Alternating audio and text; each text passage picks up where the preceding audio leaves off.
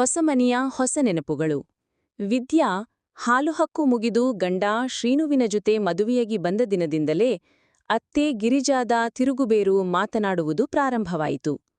ಈ ಕಾಲದ ಹುಡುಗಿಯರು ನಮಗೆ ಕೆಲಸವನ್ನೂ ಕಲಿಯುವುದಿಲ್ಲ, ಮನೆ ಅರ್ಥವನ್ನೂ ಗೊತ್ತಿಲ್ಲ ಅಂತ ಎದೆ ತುಂಬ ಮಾತು. ವಿದ್ಯಾ ಮೌನವಾಗಿರುತ್ತಾ ಮನೆಯಲ್ಲಿ ಹೊಸದಾಗಿ ಹೊಂದಿಕೊಳ್ಳೋಕೆ ಯತ್ನಿಸುತ್ತಿದ್ದಳು. ಭಾಗ 2. ನಿತ್ಯದ ಟೀಕೆಗಳು. ಈ ಬಿಸಿಬಾತು ನೀನು ಮಾಡಿದ್ದೇನಾ? ಉಪ್ಪೆ ಕಡಿಮೆ. ಅಜ್ಜಿಯ ಅಣ್ಣನಿಗೆ ಬೇಕಾಗುವುದು ಗೊತ್ತಾ ಅಂತ ಗಿರಿಜಾ ಶಬ್ದ. ಸೋಮಾರಿತನ ಅನ್ನೋ ಟ್ಯಾಗ್ ಹಾಕಿ ದಿನಂಪ್ರತಿಯೂ ಟೀಕೆ ಮಾಡುತ್ತಿದ್ದಳು ಅತ್ತೆ. ಶ್ರೀನು ಮಧ್ಯದಲ್ಲಿ ಏನೂ ಹೇಳದವನು, ಮೌನವೇ ಅವನ ಆಯುಧ.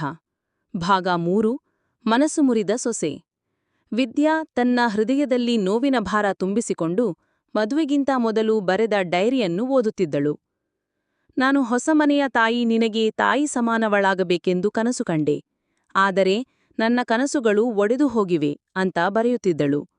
ಆಕೆ ಮನಸ್ಸಿಗೆ ಬಲ ಕೊಟ್ಟು ದೇಹ ಮತ್ತು ಮನಸ್ಸನ್ನು ನಿರಾಳವಾಗಿ ಇಟ್ಟುಕೊಳ್ಳಲು ಯೋಗ ಪ್ರಾರಂಭಿಸಿದಳು. ಭಾಗ 4. ಗಂಡನ ನೋವು. ವಿದ್ಯಾ ಆಕೆಯ ನೋವನ್ನು ಅರಿತರೂ ಮಧ್ಯದಲ್ಲಿ ಮಾತಾಡೋ ಧೈರ್ಯವೇ ಇಲ್ಲ. ಒಂದೆಡೆ ಅಮ್ಮ, ಮತ್ತೊಂದೆಡೆ ಹೆಂಡತಿ. ನಾನು ಯಾರ ಬದಿಯಲ್ಲಿ ನಿಲ್ಲಬೇಕು ಎನ್ನುವ ಗೊಂದಲದಲ್ಲಿ ಸಿಕ್ಕಹಾಕಿಕೊಂಡಿದ್ದ. ಆತನ ಹೃದಯದ ತುಂಡುಗಳನ್ನು ಯಾವತ್ತೂ ತೋರ್ಪಡಿಸಿದವನಂತೆ ಮೌನದೊಳಗೆ ನಿಂದುತ್ತಿದ್ದ. ಭಾಗ 5. ದೊಡ್ಡ ಜಗಳ, ವಿಚಿತ್ರ ಸಂಜೆ.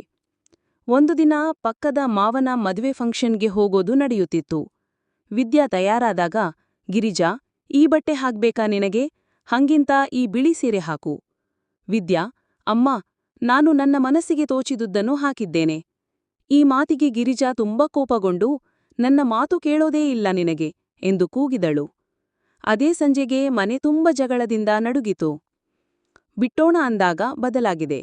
ದಿನಗಳು ಕಳೆಯುತ್ತಿದ್ದವು. ಒಂದು ದಿನ ಗಿರಿಜಾ ನಿಗೂಢ ತೊಂದರೆಯಿಂದ ಆಸ್ಪತ್ರೆ ಸೇರಬೇಕಾಯಿತು. ಆದರೆ ಆ ಸಮಯದಲ್ಲಿ ವಿದ್ಯಾ ತನಗೆ ತಾಯಿ ಎಂಬಂತೆ ಸೇವೆ ಮಾಡಿದಳು. ಊಟದಿಂದ ಔಷಧದವರೆಗೆ ಒಂದು ಮಾತು ಕೂಡ ಬಿಟ್ಟು ಬಿಡಲಿಲ್ಲ. ಅತ್ತೆ ಗಿರಿಜಾ ಮೌನವಾಗಿದ್ದರೂ ಆಕೆಯ ಮನಸ್ಸು ಒದ್ದು ಹೋದಾಗ ಕಣ್ಣೀರಿನಿಂದ, ಕ್ಷಮೆ ಕೊಡು ಮಗಳೇ, ನಿನ್ನನ್ನು ತಪ್ಪಾಗಿ ಅರ್ಥ ಮಾಡಿಕೊಂಡೆ. ಸಮಾಧಾನ, ಹೊಸತನದ ಸಂಬಂಧ. ಇಂದು ಗಿರಿಜಾ ಮತ್ತು ವಿದ್ಯಾ ಒಂದೇ ಪಂಕ್ತಿಯಲ್ಲಿ ಕುಳಿತು ಒಟ್ಟಿಗೆ ಹಸಿವಿನಿಂದ ಊಟ ಮಾಡುತ್ತಿದ್ದಾರೆ. ಸಂಸಾರವೆಂದರೆ ತೊಂದರೆ, ಮಾತು, ಜಗಳ ಮತ್ತು ಅಂತಿಮವಾಗಿ ತಿಳಿವಳಿಕೆ. ಅವರು ಒಟ್ಟಿಗೆ ಊಟ ಮಾಡುತ್ತಿರುವ ದೃಶ್ಯವೇ ಸಮಾಧಾನದ ಸಂಕೇತ. ಶ್ರೀನು ಕಣ್ಣೀರಿನಿಂದ ನೋಡಿ, ಇದೇ ನನ್ನ ಕನಸಿನ ಕುಟುಂಬ